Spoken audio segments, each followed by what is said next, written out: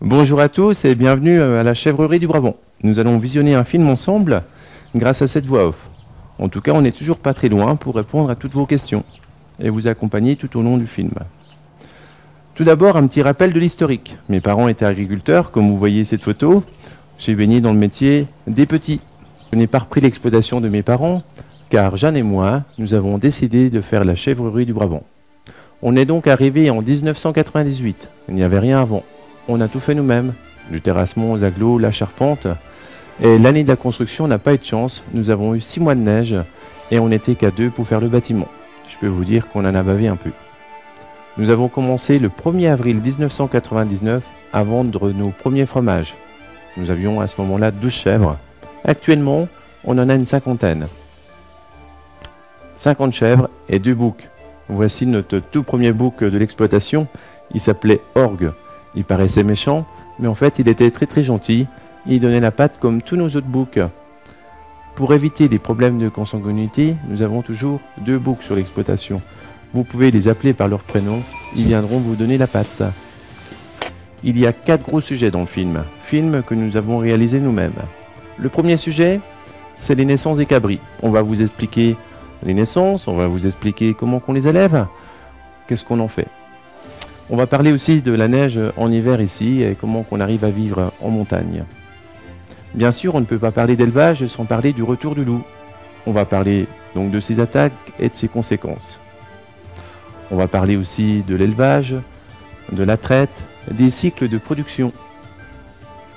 En troisième sujet, on va parler de la fabrication du fromage. Fabrication du fromage de chèvre frais et la tome de chèvre d'une façon plus technique. Le dernier sujet, on va parler de l'agriculture et de ses paysages. Après 5 mois de gestation, 80-90 cabris naissent sur l'exploitation tous les ans, vers le mois de février. Nous avons à peu près 50-60 cabris en une semaine et on est quasiment sûr de voir des naissances. Pourquoi? Parce que en plus, la naissance des cabris, c'est toujours en journée. Elles attendent une présence humaine pour faire leurs petits. Et si on commence à y aller la nuit, elles vont faire la nuit. Donc il vaut mieux dormir tranquille.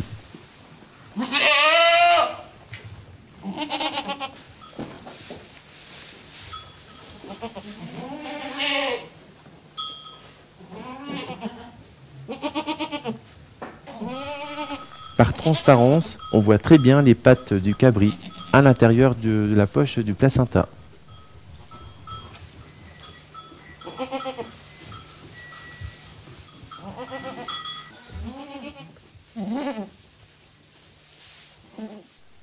Les chevrettes mettent au monde son premier cabri à 1 an. Plus petite, l'aide de l'homme est donc indispensable. C'est pourquoi Adrien et moi-même allons lui donner un petit coup de main. Après s'être désinfecté les mains, on va vérifier que les pattes et la tête sont bien placées.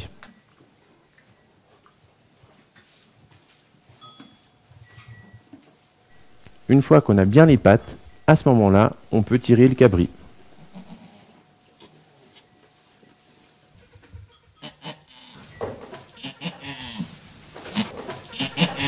Certaines chèvres crient et d'autres sont plus silencieuses. Celle-ci fait partie des chèvres qui crient.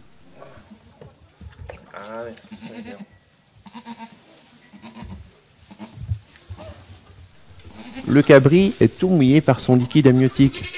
Et comme on est en hiver, il fait froid, c'est important de le sécher pour pas qu'il prenne froid.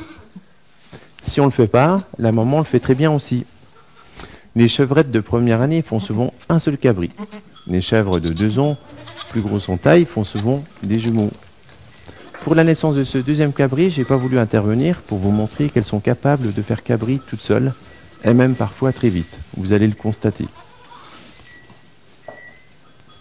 Le sang qu'on voit est tout à fait normal. C'est le cordon ombilical qui se coupe tout seul. J'ai coupé celui de mes gamins, c'est dur à couper un cordon ombilical. Là, ça se coupe vraiment tout seul.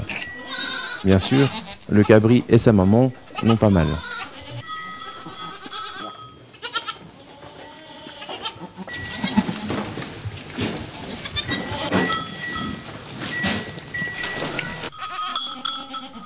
Un quart d'heure, le cabri est souvent debout. Et au bout d'une demi-heure, il tète souvent déjà sa maman tout seul.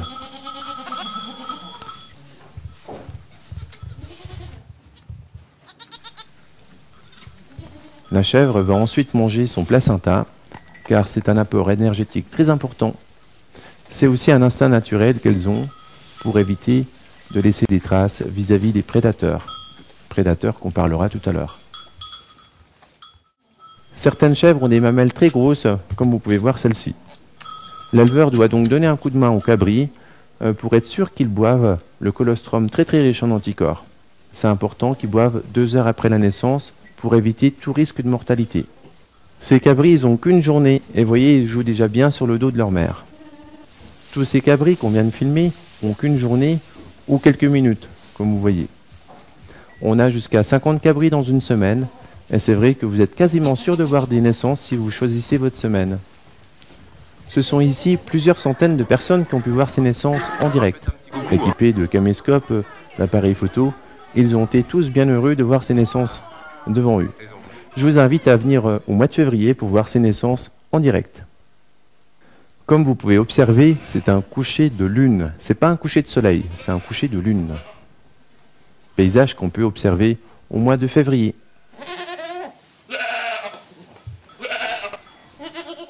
Le lendemain matin, on va séparer les cabris de leur maman.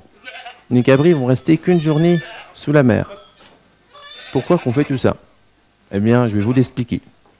Dans un premier temps, on va s'embêter à traire la chèvre 2 fois par jour, réchauffer le lait, pour ensuite éduquer nos cabris à boire dans un seau muni de tétine. On va prendre les cabris les uns après les autres pour les éduquer à boire dans ce seau muni de tétine. C'est vraiment beaucoup de patience qu'il faut pour nourrir ces 80 cabris. Mes gamins ou parfois les touristes viennent donner un petit coup de main, moment toujours un peu sympathique. Mais vous allez me dire, pourquoi qu'on fait tout ça? Eh bien, c'est que tout simplement, après 8 jours, on va garder tout le bon lait pour en faire du bon fromage. Et comme on a pris tout le bon lait pour en faire du bon fromage, qui n'a plus du bon pour nos cabris, on va donner quoi à nos cabris? Du lait en poudre. Et comme ils ont pris l'habitude de boire le bon lait de leur mère pendant 8 jours, au moment où on va changer de lait, les cabris vont se rendre compte que c'est plus le même lait, qu'ils sont fait avoir. Mais ils n'ont pas le choix. S'ils ont faim, les cabris, ils sont obligés de boire. Alors c'est vrai que pour avoir des bons fromages, c'est bien comme solution. Mais si on se met à la place des cabris, eh ben c'est quand même pas terrible. Il faut dire ce qui est. Mais si on n'aurait pas fait ça, il n'y aurait pas eu de fromage à déguster, il n'y aurait pas eu de fromage à vendre, et il n'y aurait même pas eu quoi de ferme à visiter gratuitement. Et oui, messieurs, dames, on vit de la vente de nos fromages. Parfois, on pousse le bouchon un peu plus loin. On demande aussi à nos mamans qu'est-ce qu'elles ont donné à nos enfants. 90% des femmes, un jour ou l'autre, donnent du biberon à ses enfants. Donc vous voyez, je ne me sens pas gêné de dire que je donne du lait en poudre à mes cabris. Pendant plusieurs années, nous avons donné du lait en poudre dans un chez nous. Maintenant, nous avons une nouvelle. C'est un petit appareil qui prépare et distribue le lait automatiquement. Ça nous fait gagner beaucoup de temps. Je propose ce jour, si vous êtes contre cette petite machine, venez donner les biberons matin et soir aux 80-90 cabris pendant 2 mois. J'ai beau le proposer, malheureusement, personne ne vient. Les cabris naissent en hiver. Il fait souvent très froid à l'extérieur. Par contre, à l'intérieur, grâce à la chaleur animale, grâce à la chaleur du tas de fumier, et grâce aussi au foin, au grenier qui isole du froid, à l'intérieur, il n'a jamais gelé. Même l'année 2012, qui a fait pourtant très froid, nous n'avons jamais eu de gelée à l'intérieur. On écorne nos cabris une dizaine de jours après la naissance, pour 2 raisons. La première, c'est que les chèvres, en se battant, pourraient se blesser. Et c'est aussi vis-à-vis des enfants, quand ils donnent du maïs, on n'a pas envie de prendre le risque qu'un enfant reparte d'ici blessé. La racine de la corne s'appelle le cartilage. Quand c'est bien brûlé, ça ne repousse pas. Malheureusement, certaines sont un peu loupées, comme on voit Cracotte, celle-ci, avec ses 2 petits bouts de corne. Beaucoup de dames curieuses me posent la question, c'est quoi ces petites choses? Ça s'appelle des pampilles. Ça sert à rien, strictement décoratif. Les scientifiques n'ont pas réussi à trouver à quoi ça aurait pu servir. En fait, ça dépend des parents. Si les parents en ont, il y aura plus de chances que les petits en aient. Si les parents n'en ont pas, il y aura plus de chances que les petits n'en aient pas. Comme les vaches, les chèvres font partie des ruminants. Elles ont la capacité d'ingurgiter une très grosse quantité de fourrage en peu de temps, puis ensuite de le régurgiter pour pouvoir le mâcher, ce qu'elles n'avaient pas fait auparavant. vous pouvez voir le bol alimentaire remonter pour pouvoir le mâcher. Les ruminants ont la capacité d'élever des bactéries à l'intérieur de leur humaine. Ces derniers vont synthétiser des acides aminés essentiels, indispensables pour la chèvre. Acides aminés ensuite qu'on va retrouver dans nos assiettes, indispensables pour nous aussi. On peut dire que les chèvres sont des carnivores de microbes. Comme les vaches, les chèvres n'ont pas d'incisives sur leur mâchoire supérieure. C'est pour mieux pincer l'herbe et c'est aussi pour mieux ruminer. Avec nos 50 chèvres sur l'exploitation, nous avons environ 80-90 cabris qui naissent tous les ans. On en garde une dizaine pour assurer le renouvellement de l'exploitation. Certains partent chez des particuliers, d'autres sont vendus à des éleveurs. Une partie aussi partent à l'abattoir, malheureusement. On a environ 600-700 litres de lait par an par chèvre. C'est moitié moins que les chèvres du Poitou-Charentes. Dans le Poitou-Charentes, ils arrivent à faire effectivement 2 fois plus de lait qu'ici, en 2 façons. Comment nourrir les bêtes à l'ensilage de maïs avec plein d'aliments, une alimentation plus concentrée que nous. Nous, ici, on donne du foin ou de la pâture. Deuxième façon, pour avoir le maximum de lait, c'est de ne pas laisser sortir les chèvres. Nos chèvres qui font des kilomètres dans les prés, monter et descendre, c'est de l'énergie et c'est donc du lait en moins le soir dans le tank. Vous avez pu remarquer que le temps moyen de production des vaches laitières en France, il n'est que de 2 ans et demi. C'est pas beaucoup, mais voilà ce que c'est quand on donne plein d'ensilage de maïs et plein d'aliments. Si nous, on arrive à garder nos chèvres 7-8 ans, voire 10-12 ans pour certaines chèvres, ça veut dire qu'on n'est donc pas intensif. Alors, à la chèvrerie, on essaye de bien faire des choses, c'est vrai, mais malheureusement, comme vous voyez cette photo, on fait de la terrine de cabri. Et on est un peu obligé, parce que si on garderait tous nos cabris, on a fait une simulation par ce graphique, eh bien, tous les ans, notre cheptel s'agrandirait, oui, c'est vrai, et au bout de 10 ans, on a fait les comptes, on aurait 50 000 chèvres. Ça serait vraiment problématique. Mais je vous rassure, l'essentiel de nos cabris repartent d'ici bien vivants. À qui? Eh bien, des gens comme vous qui achètent des petits cabris. On les vend 20 € pièce, comme vous voyez. Et je peux vous dire que ça fait plaisir aux enfants. Les parents repartent avec un petit sac de lait en poudre dans la voiture et c'est parti. Donc les enfants, si vous êtes intéressés, parlez-en à vos parents. Et voici maintenant quelques images du 19 avril 2001. Les gens disent tous, ça doit être exceptionnel. Bien, pas du tout. On a toujours ici de la neige sur les jonquilles. Tant qu'il n'y a pas de neige sur les jonquilles, c'est ce qu'on dit ici, c'est qu'ils vont retomber.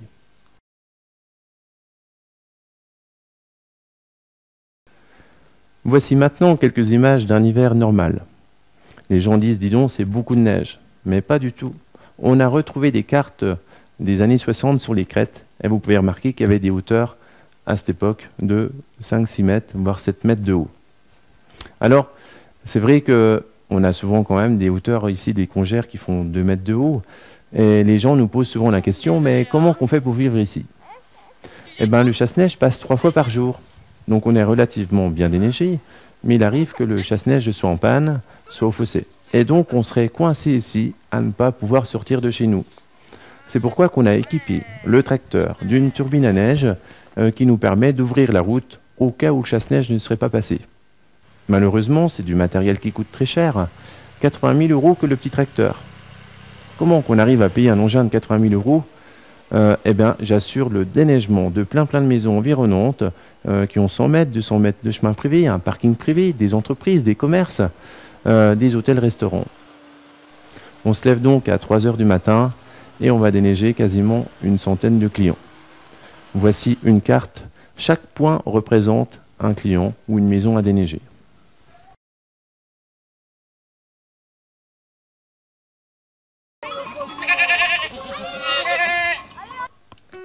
Allez, page pub. Messieurs, dames, si vous aimez le coin, nature, balade, confort, eh bien, on a la solution pour vos prochaines vacances. Et oui, c'est quoi la solution? Vous allez voir, c'est le gîte de la chèvrerie, avec une entrée indépendante, des balcons un peu partout pour le gîte, une cuisine très bien équipée, la vaisselle, lave-linge, sèche-linge, télé, magnétoscope, DVD, chaîne IFI, et vous avez même la connexion ADSL. Si vous n'avez pas Internet chez vous, louez le gîte, vous aurez Internet. Vous avez une très belle salle à manger ayant la vue sur la vallée. 3 chambres. Toutes les chambres ont un balcon sur la vallée. Ça, c'est la première chambre avec un lit double. Chambre d'enfant avec 4 lits simples. Et la 3e chambre avec un lit double. Les gens, quand ils viennent dans ce gîte de 6-8 personnes, 85 mètres carrés, 320 € la semaine, charges comprises, eh ben vous avez en plus ce que ne fait aucun autre gîte. Et c'est quoi? Vous allez voir, c'est l'accès à la ferme du matin au soir. Et c'est ça qui est vraiment super, hein, pouvoir venir dans la ferme du matin au soir. Vous n'êtes pas gêné par les gens. Vous avez en plus, quand vous venez dans le gîte, les gobelets de maïs gratos, donc vous faites de réelles économies.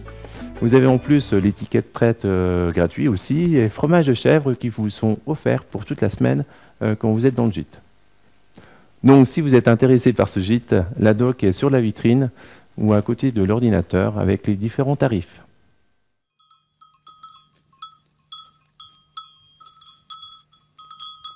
La chèvrerie, située en rouge, exploite environ 25 hectares.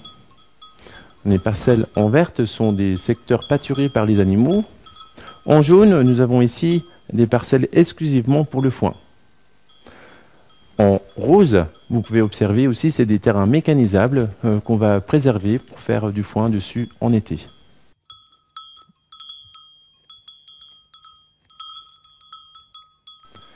Les chèvres pâturent en été et en hiver, nous leur distribuons du foin et du regain. Regain, c'est de la deuxième coupe. En litière, on utilise de la paille, la botte en jaune, qui est tout simplement une tige de céréales séchée.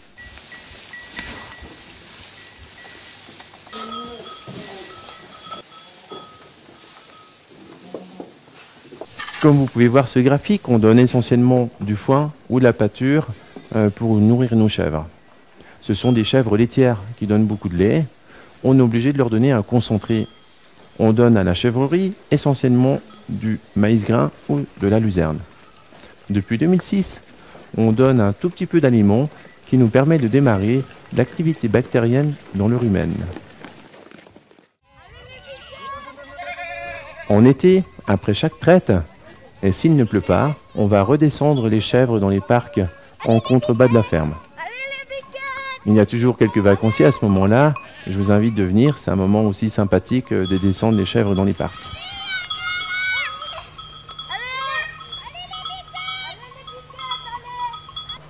Au coucher du soleil, on va rechercher les chèvres dans les parcs. Effectivement, depuis 2011, elles passent les nuits à l'intérieur du bâtiment. Pourquoi? Eh bien, tout simplement à cause du loup. Photo prise par un appareil photo automatique qui nous prouve bien que c'est bien un loup. 80% des gens vivent en ville, et la plupart des gens qui vivent en ville sont contents de voir ces images, car ils pensent que si le loup revient, c'est la nature qui reprend ses droits, et donc tout va bien. C'est vrai que le loup joue un rôle important dans les zones boisées, comme au Canada, en Russie, où il y a beaucoup de bois et pas assez de chasseurs, vu l'étendue des espaces. Donc le loup joue un rôle important dans la régulation de la faune sauvage. Par contre, dans les zones d'élevage, malheureusement, le loup n'a plus son rôle. Malheureusement, beaucoup de monde ont oublié les conséquences de la présence d'un loup. Comme vous pouvez le voir, le loup tue pour manger. Le loup aussi tue pour tuer.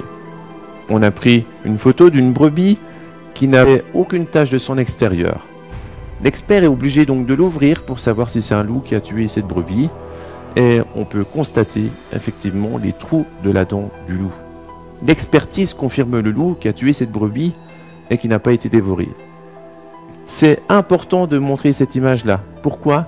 Parce qu'on entend souvent dans les parcs animaliers et les zoos locaux qui nous disent « le loup ne mange que ce qu'il a besoin ». Eh bien, c'est pas vrai. Cette photo-là, cet autre exemple-là, nous le prouve que le loup est capable de tuer 10 bêtes et d'en manger qu'une. On nous dit aussi que le loup, c'est le docteur de la forêt, qui ne mange que les bêtes malades. Et comme ça, il restera que les bêtes en bonne santé. Mais si c'est vrai, il faut donc croire que toutes nos bêtes sont malades. Et c'est pas le cas. Voyez, entre ce que nous dit et la réalité, il y a un grand fossé. C'est important de montrer ces précisions. Malheureusement, le loup ne mange pas que des brebis. Il tue aussi bien bovins, équins, tue des chiens, tue un peu tout ce qu'il trouve sur sa route. Malheureusement, on retrouve parfois même pas les agneaux embarqués par le loup, comme le montre cette photo. Dans les Alpes, les loups sont plus nombreux. Ils attaquent même en journée, comme vous pouvez voir cette photo, où on dénombre 6 loups autour du troupeau. 1 heure après, les loups attaquaient ce troupeau malgré la présence d'un patou et malgré la présence de l'éleveur. Je reconnais, ces images qu'on vient de voir ne sont pas très belles, surtout en présence d'enfants. Quoique, à la télé, des fois, il y a d'autres images moins belles. Mais vous avez compris le message. Pourquoi seul l'éleveur devrait s'occuper de ces animaux crevés quand c'est la société qui nous a imposé le loup? Nous devons, en tant qu'éleveurs, montrer ces images à la société. Le loup concerne les éleveurs, car il attaque les troupeaux. Oui, mais le loup concerne la société aussi par rapport au lieu de ses attaques. Car le loup, malheureusement, tue à côté de nos maisons. Comme vous pouvez voir sur cette carte, le loup a attaqué à 4 reprises dans le même parc, quasiment dans le centre-ville de la Bresse. Vous reconnaissez le rond-point à l'entrée de la Bresse. Ça n'a pas été médiatisé pour ne pas faire peur aux gens.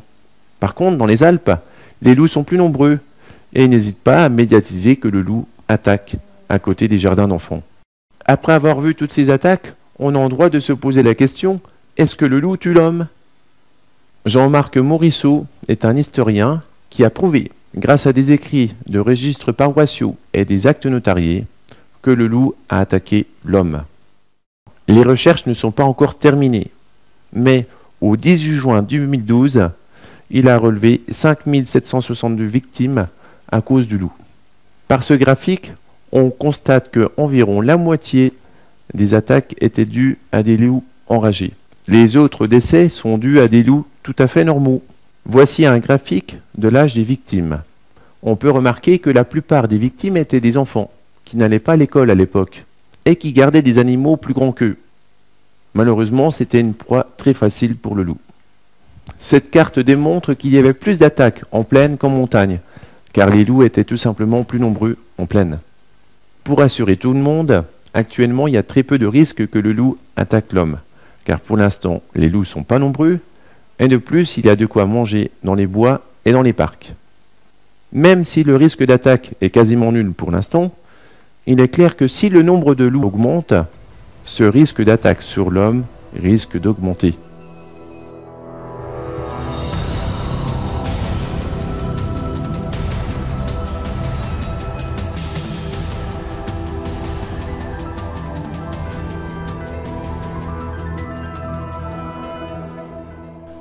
Voici un tableau du premier bilan dans les Vosges.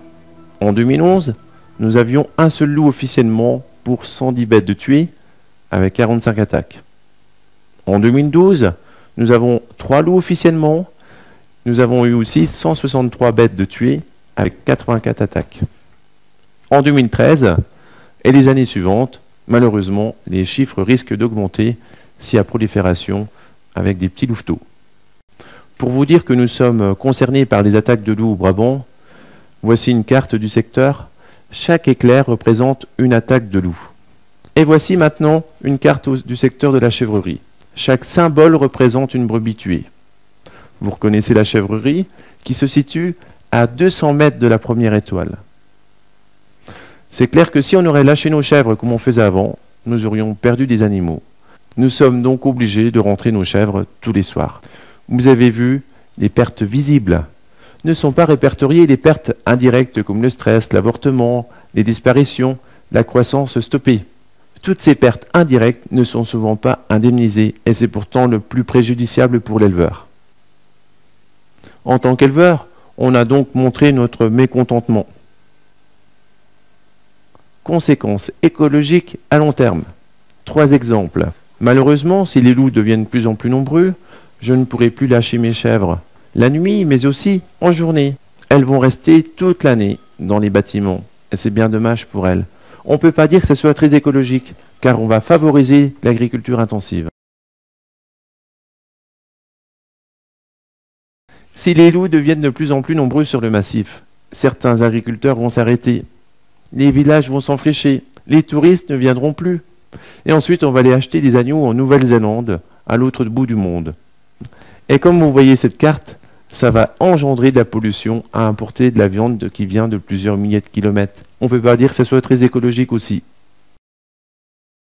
Autre exemple, le parc national des Cévennes a décidé d'exclure le loup à l'intérieur de leur parc, car ils se sont rendus compte que l'agriculture produisait beaucoup de biodiversité et que malheureusement le loup allait tuer cette diversité produite par les agriculteurs. C'est pas moi qui le dis, ce sont des biologistes qui l'ont constaté. Alors, il y a des solutions connues comme les patous, les clôtures, les aides bergers, mais ce ne sont pas des solutions fiables, car le loup continue d'attaquer. Au moment où on fait le tournage, Jean-Yves vient de me dire qu'il vient de ramasser un cadavre de brebis tué encore par le loup, malgré la présence de son patou à l'intérieur de son parc. C'est la 3e brebis de ce printemps 2013 qui a été tuée, malgré la présence de ce patou. Ce ne sont pas des solutions fiables, car le loup continue d'attaquer. La preuve, c'est ce graphique. On peut observer les courbes d'attaque en rouge. Alors au début, il n'y avait pas de loup, donc il n'y avait pas d'attaque. Ensuite, quand les loups ont commencé à se développer, ça s'est développé aussi, bien sûr, les attaques. Donc il a été mis en place les contrats de protection. Les patous, les aides bergers, les clôtures qu'on a citées tout à l'heure. Ils sont représentés, ces contrats de protection, par des histogrammes en bleu. Comme vous pouvez observer, ça fait diminuer les attaques de loups. Mais malheureusement, les loups s'adaptent et les loups continuent d'attaquer de plus en plus fort. On en conclut que le loup s'adapte, même avec des patous, des aides bergers, des clôtures. En 2012, nous avons pu constater 6000 bêtes de tuées à cause du loup. Chiffre officiel et expertisé loup, que vous pouvez retrouver sur différents sites du ministère de l'Environnement. Avec ce graphique, on peut conclure que si on ne limite pas le loup n'a pas de limite.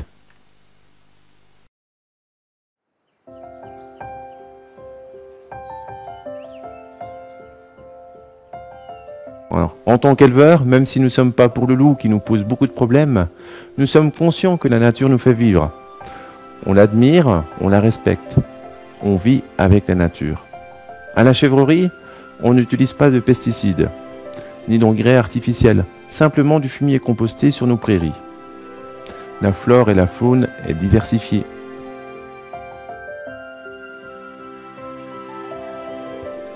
La quasi-totalité des photos et des vidéos que vous voyez sont prises par moi-même. Elles sont prises dans la ferme ou à 100 mètres de la ferme, pas plus loin. Et je peux vous dire qu'on apprécie toujours de les observer.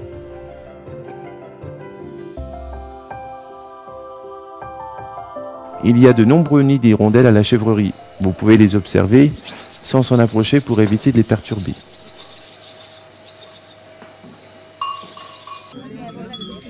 Allez, venez là. Par bouton, on va chercher les chèvres avant la traite. Soit à 17 h, soit à 15 h précis pendant les vacances scolaires. Vous pouvez aller chercher des chèvres dans les parcs et de nombreux touristes viennent faire cette petite balade en compagnie des chèvres. C'est très sympa pour le plaisir des yeux et pour le plaisir des enfants. Je crois qu'on va l'acheter. À 17 h 30 précis, on ouvre la porte pour que les chèvres montent sur le quai de traite. Elles montent très facilement. Pourquoi? Parce qu'on leur donne un peu de maïs. C'est un peu la carotte. Et en général, il y a beaucoup plus de monde à l'heure de la traite. Pourquoi? Eh bien, parce que ici, les enfants peuvent venir participer à la traite, comme vous le voyez.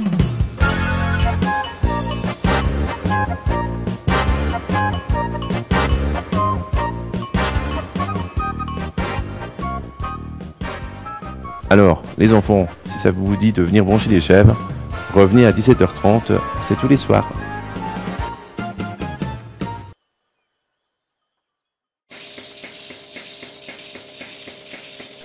On a filmé en accéléré une chèvre à la traite pour vous montrer la différence de volume entre une chèvre pas traite et la même chèvre traite. On fait toujours une petite expérience de traite à la main à 17 h 30. Petite question, est-ce qu'une vache laitière produit du lait toute l'année? Beaucoup de gens le pensent effectivement qu'une vache laitière produit du lait toute l'année.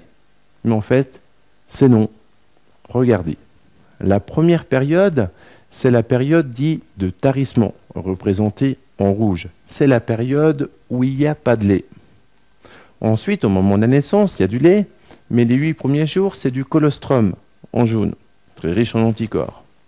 Ensuite, la lactation commence, on arrive au printemps, c'est là qu'il y a le plus de lait. On arrive à 4 litres de lait par jour par chèvre. Et ensuite, le lait redescend Et en automne, comme vous voyez, on n'a quasiment plus de lait du tout. On va donc arrêter de traire nos chèvres pendant 2 mois. Que ça soit des vaches ou des chèvres, pendant 2 mois, il n'y a plus de lait. Alors comment ça se fait que le paysan traite ses vaches toute l'année? Eh bien c'est parce que il y a des petits veaux sur toute l'année. Comme il y a des petits veaux sur toute l'année, représentés ici, il y a toujours des vaches à traire, mais c'est jamais les mêmes. Elles se tournent les vaches. C'est le problème des vaches laitières, c'est qu'il faut vraiment traire toute l'année. Alors, normalement, on ne doit pas retrouver de fromage de chèvre en hiver, parce que les bêtes sont taries naturellement. Pourquoi vous en retrouvez dans le commerce toute l'année? Eh bien, beaucoup pratiquent la technique du caillé congelé. Ils vont congeler le caillé quand il y a trop de lait, pour le ressortir ensuite en hiver, quand normalement il n'y a plus de lait. Et c'est comme ça qu'on arrive à retrouver du fromage de chèvre. Cette petite annonce dans des revues spécialisées démontre qu'on peut acheter effectivement du caillé congelé en hiver. Même le crottin de Chavignol accepte jusqu'à 50% de caillé congelé à l'intérieur de son fromage. Ça ne veut pas dire que tous les crottins de Chavignol ont du caillé congelé, mais beaucoup malheureusement le pratiquent. À la chèvrerie du Brabant, on ne veut pas congeler le caillé. On veut aussi respecter le cycle naturel des chèvres et on veut répondre aussi à la demande quand on a beaucoup de touristes. Comment on fait pour répondre à cette équation? Eh bien, regardez. Voici les histogrammes en blanc, c'est la production de lait sur l'année. Vous avez ensuite la vente des fromages représentée en rouge. Et comme vous pouvez observer, au mois d'août, là, pendant les périodes de vacances scolaires, on arrive à vendre 2 fois plus de fromage qu'on en produit. Comment qu'on arrive à faire ça? Eh bien, quand il y a trop de lait au printemps, on va faire de la tome de chèvre, représentée en jaune. Et comme il y a 2 mois d'affinage, on va les faire cuire au printemps et on va les vendre en été. C'est une forme de stockage de lait, mais sans caillé congelé. Et comme ça, on peut vous garantir un bon fromage frais, sans caillé congelé. Allez, la fabrication des fromages de chèvre frais. La première fabrication, c'est des fromages qu'on a dû vous faire déguster. On va mettre donc 2 gouttes de présure par litre de lait. Et on va mettre des ferments aussi, qu'on va ensuite stocker le lait dans une étuve pendant 24 heures. Après 24 heures, le lait il est pris, il est gélifié. On va enlever le petit lait en surface du seau, puis ensuite on va mouler les fromages à la louche. Regardez bien le travail que ça représente. Il va falloir 4 louches par moule. Comme il y a 250 fromages en moyenne, à 4 louches par moule, ça représente donc 1000 louches à manipuler tous les matins.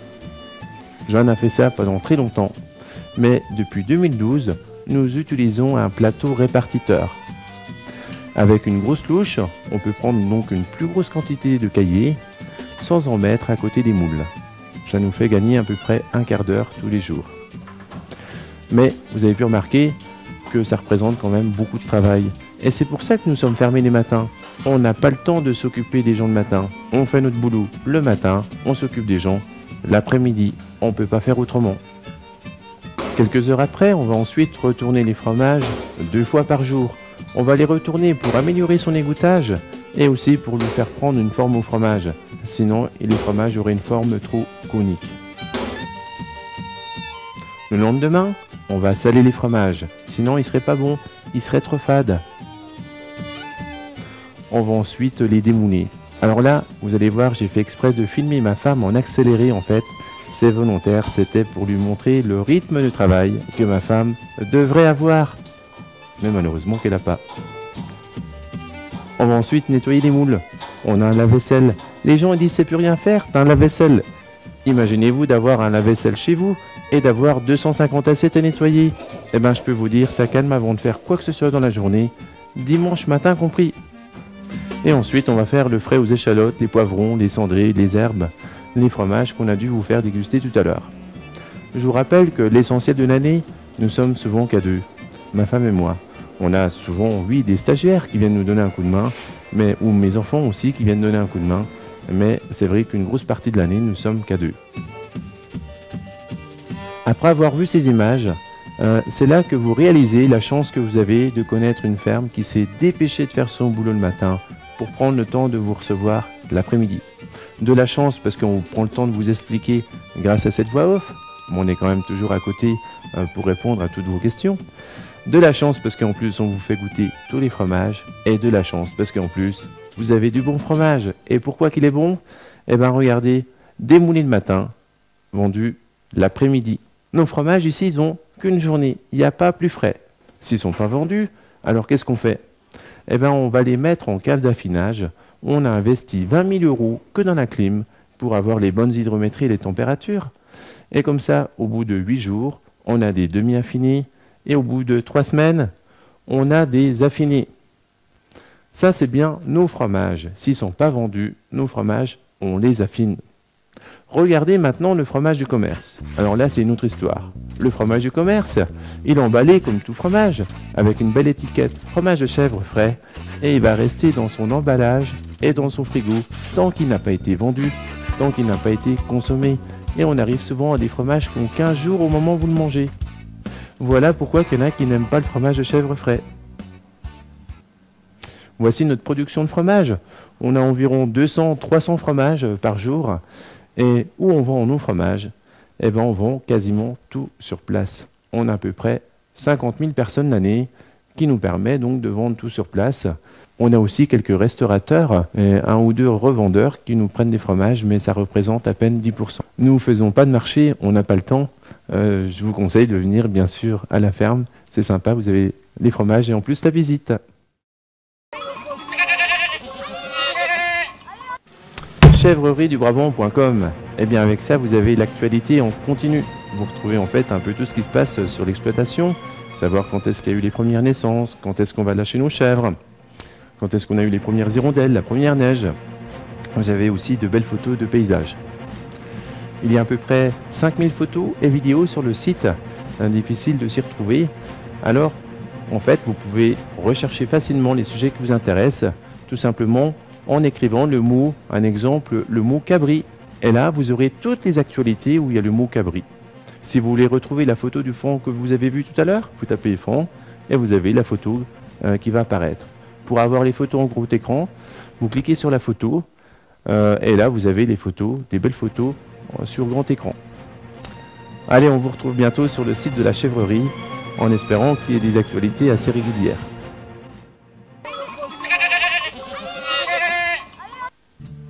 Fabrication de la tome de chèvre, avec des explications un peu plus scientifiques, mais abordables pour tout public. Dans la composition du lait, il y a beaucoup d'eau. L'eau qui représente environ 87%.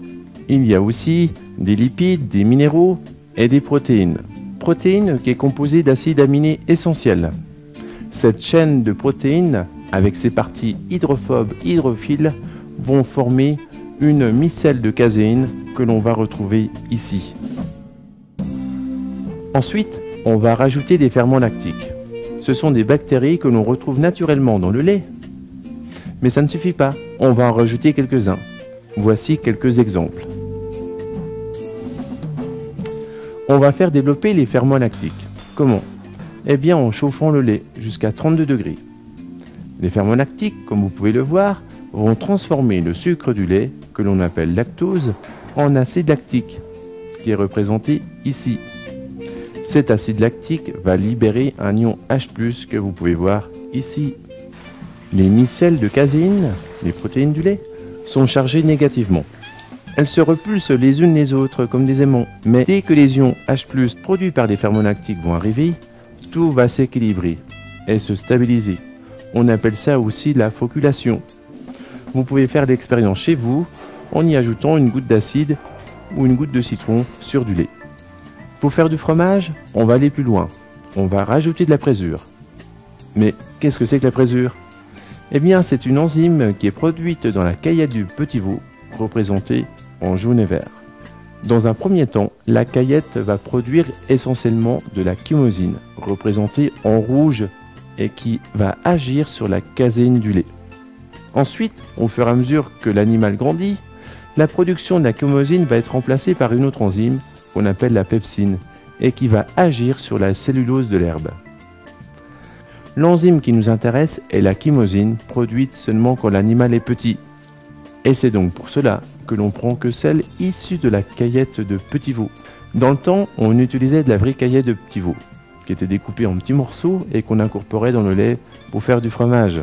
Malheureusement, quand on mangeait du fromage, on retrouvait les morceaux de caillette.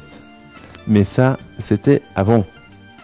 Actuellement, à la chèvrerie, on achète des bouteilles d'1 litre à des industries spécialisées qui extraient l'enzyme, filtrent, analysent, standardisent la présure.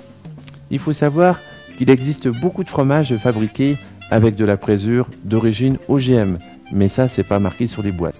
On va mettre 4 pipettes de présure dans 150 litres de lait.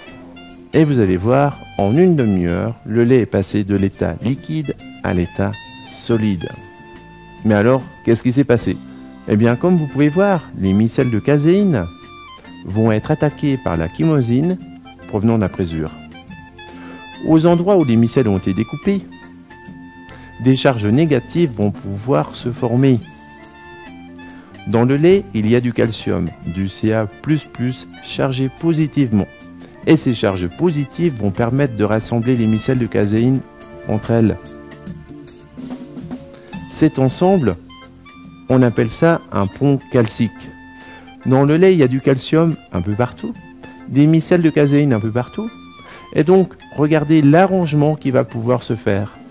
C'est un réseau entier qui va pouvoir se former. Et c'est donc comme ça qu'on va voir le lait liquide passer à l'état solide. Quand le lait est pris, on va le trancher avec un tranche-caillé. Vous allez voir le réseau qui va être tranché. L'eau du lait, que l'on appelle aussi petit lait ou sérum, représenté en bleu, va pouvoir s'évacuer. Ce petit lait peut être observé en surface de la cuve. On va trancher très fin le grain de caillé pour augmenter la surface d'échange, comme le montrent ces schémas. Normalement, avec 1 mètre cube de lait, nous avons une surface d'échange autour de 6 mètres carrés. Par contre, en coupant notre caillé très fin, on peut avoir jusqu'à, regardez bien, 1200 mètres carrés de surface d'échange. Le petit lait va donc pouvoir s'évacuer beaucoup plus facilement. On se retrouve donc avec plein de grains de caillé remplis encore de petit lait. Comment qu'on va faire pour l'enlever? Eh bien, on va chauffer le caillé. Les ferments lactiques vont continuer à se développer, transformer le lactose en acide lactique, et cet acide lactique va permettre de grignoter le pont calcique. Le petit lait, le sérum, va pouvoir s'évacuer. Et c'est donc comme ça qu'on a une contraction du grain de caillé. Le grain de caillé, de plus en plus dense, de plus en plus lourd, va donc s'agglomérer au fond de la cuve, comme vous voyez. Et tout le petit lait, le sérum, va donc se retrouver en surface et facilement récupérable. On va donc, avant moulage, enlever 70% de petit lait. Jeanne et moi avons tous les deux un BTS agroalimentaire. On peut se remplacer l'un et l'autre dans la fabrication du fromage. Par ces schémas et ces images, on a voulu vous faire comprendre la fabrication du fromage d'une façon simplifiée. Même si on n'a pas de trop grosses connaissances scientifiques, je pense que tout le monde est à même de comprendre ces schémas. On va ensuite mouler le caillé dans un moule perforé.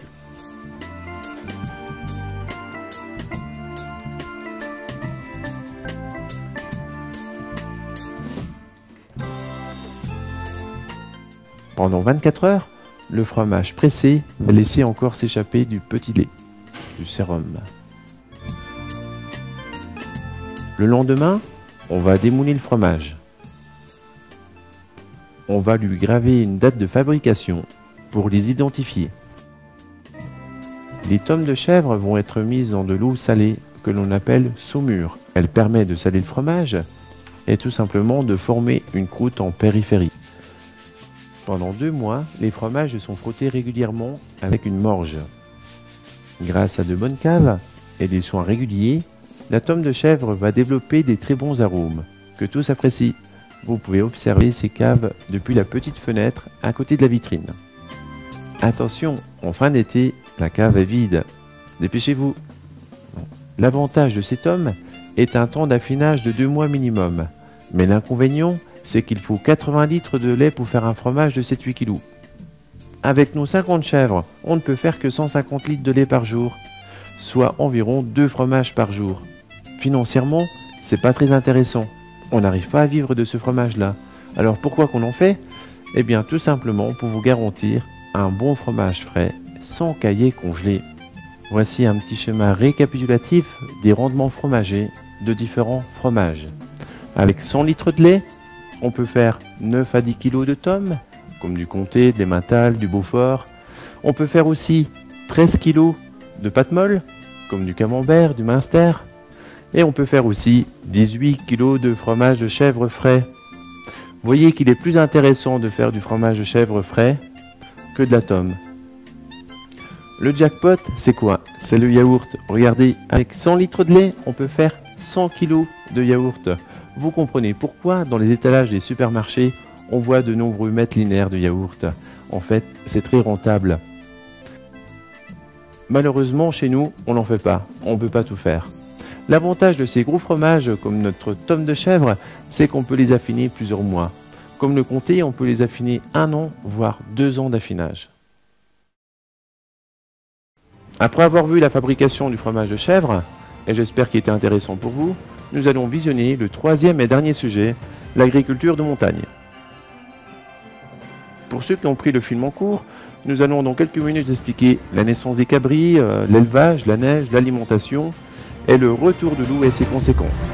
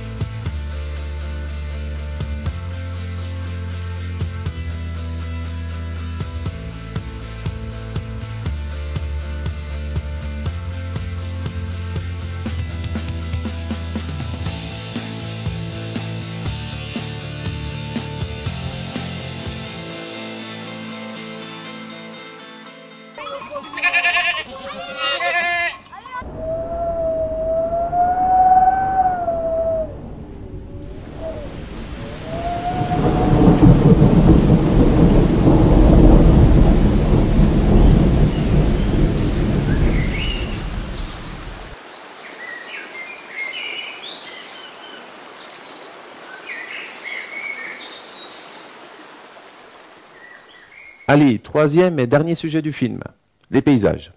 On a pris une photo du Brabant, un jour de beau temps, comme vous voyez, et tout le monde dit que c'est beau. Oui, c'est vrai, c'est beau, mais j'ai écrit « c'est pas naturel ». Alors là, les gens ne comprennent plus. On était donc obligé de réexpliquer c'est quoi la vraie nature.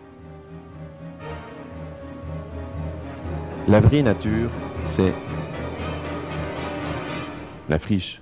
Les genêts, les noisetiers, les ronces, les sapins qui poussent dans tous les sens. C'est ça la vraie nature.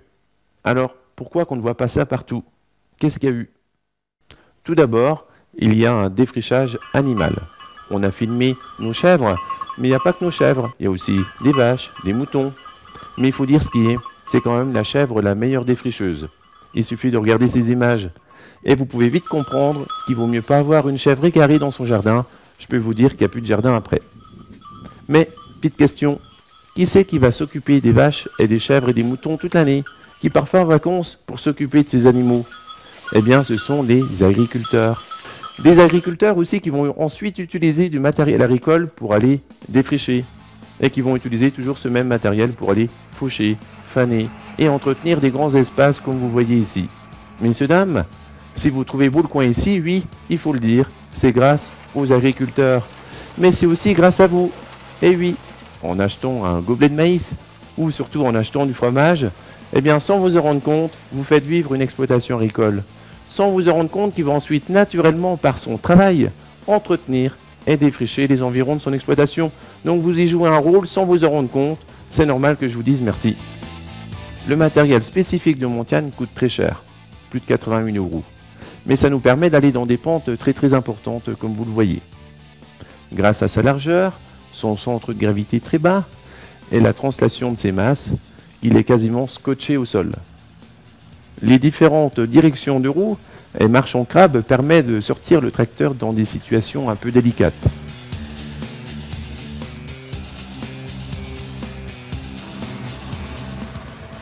Tous ces systèmes permettent de gravir la montagne en toute sécurité.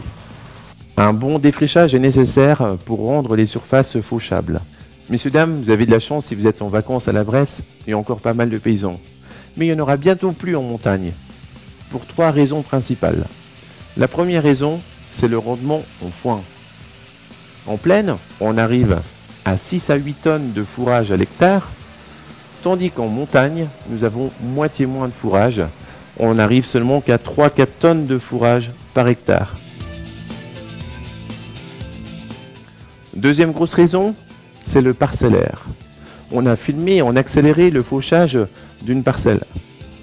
On voit que le morcellement, les pierres, les fossés, les arbustes, les chemins et la pente représentée par ce schéma entraînent des manœuvres supplémentaires.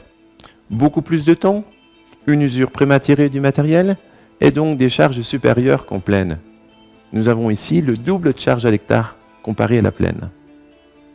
Ces charges remises à la tonne de foin produit entraînent donc en plaine du foin à 70 à 100 € la tonne, tandis qu'en montagne, on arrive à 200 à 250 € la tonne. Ces charges plus importantes en montagne entraînent quasiment une perte de 300 € par hectare. Il serait plus rentable pour les exploitations de montagne d'acheter tout leur foin. La chèvrerie du Brabant a décidé de produire son foin. Mais par contre, pour diminuer les pertes, il faut améliorer le parcellaire. Je rappelle qu'il faut 2 fois plus de surface qu'en plaine pour arriver au même nombre de bottes. Il faut donc travailler efficacement. Buissons, arbustes, murs au milieu des parcelles sont enlevés. Les têtes de roche sont enlevées avec des coins éclateurs, comme vous voyez. Par contre, à la chèvrerie, on veut garder l'aspect paysager de nos montagnes. Les beaux murs de pierre, les haies en périphérie des parcelles sont conservés. Certains sont même remis en état. Quoi que l'on fasse, la surface moyenne des parcelles reste petite. Et c'est pour ça qu'il faut un été entier pour faire une fenaison en montagne. Alors souvent les gens me disent « Ah oui, mais si tu dis qu'il y a beaucoup d'handicaps, tu as oublié de nous dire que tu dois avoir des subventions, des aides pour compenser ces handicaps. » Effectivement, oui, il y a des aides. Combien qu'il y a? Eh bien, regardez ce graphique. En Autriche, on a environ 800 € par hectare. En Suisse, on arrive à 2300 € par hectare. J'ai été moi-même vérifié. Tandis qu'en France, on arrive à 300 € par hectare en plaine, 150 € sur le massif des Vosges. Et vous avez vu, à la Bresse, on a environ 90 € par hectare. Comment que ça se fait qu'il y a beaucoup plus d'aides en plaine qu'en montagne? Les gens nous disent, bah c'est pas normal. Eh bien, c'est parce que jusqu'à maintenant, on a toujours voulu favoriser une agriculture intensive. Et l'agriculture intensive, elle est où? Elle est en plaine, elle n'est pas en montagne. Et voilà pourquoi que les exploitations ici ne sont pas reprises, ne sont pas agrandies, tandis qu'en plaine, ils sont toujours en train de s'agrandir, toujours en train de racheter d'autres exploitations. Et c'est pourquoi qu'on voit des vallées entières passer en friche. Si vous passez quelques jours en vacances dans le coin, vous verrez ces vallées entières reparties en friche. Derrière moi, Jean-Yves, mon collègue, est en train de presser mon foin. Le pressage de balles rondes en pente est toujours un peu délicat. Et c'est pourquoi, quand c'est très pentu, j'utilise mon tracteur pour aller piquer la botte derrière la presse. Et ensuite la déposer sur des endroits plus plats. Parfois, il arrive des accidents, comme vous pouvez voir cette photo. Bon, heureusement, c'est assez rare. Nos enfants nous donnent toujours un petit coup de main dans ces périodes de fenaison. Adrien au râteau et le plus grand Étienne qui remonte les bottes de foin au grenier. Les bottes sont reprises et stockées à la pelleteuse, comme vous voyez.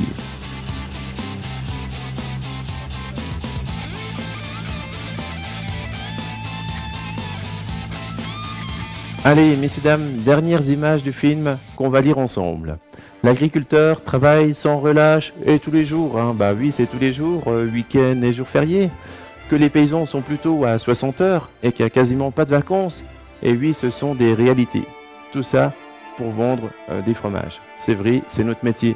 Mais c'est pas ça que je voulais vous faire dire. C'est qu'heureusement qu'il y a des paysans qui bossent 60 heures, oui, pour arriver à quoi? Eh bien, regardez, à ces paysages entretenus.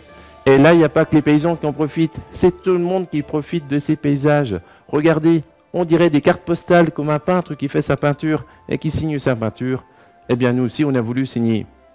On a voulu signer, pourquoi? Parce qu'on entend souvent la commune de la Bresse et des environs qui disent « Venez voir chez nous comme c'est beau, venez voir chez nous comme c'est beau », oui. Mais ce n'est pas les communes qui font le boulot, c'est les paysans. On n'est plus que 4 ou 5 à la Bresse. Et parmi ces 4 ou 5, il y a plein de paysans ici qui n'ont pas le SMIC à la fin du mois. Moi, j'ai un peu plus que le SMIC. Je suis content. Pourquoi? Parce qu'on transforme tout sur place. Parce qu'on vend tout sur place. Parce qu'on fait des visites gratuites tous les après-midi. Et c'est donc comme ça qu'on arrive à tout vendre sur place. Par contre, remis au temps de travail, ici, ça fait que 4 € de l'heure, 4 ou 5 € de l'heure. Ça veut donc dire que les autres paysans qui n'ont pas le SMIC, ils n'ont même pas les 4 ou 5 € de l'heure.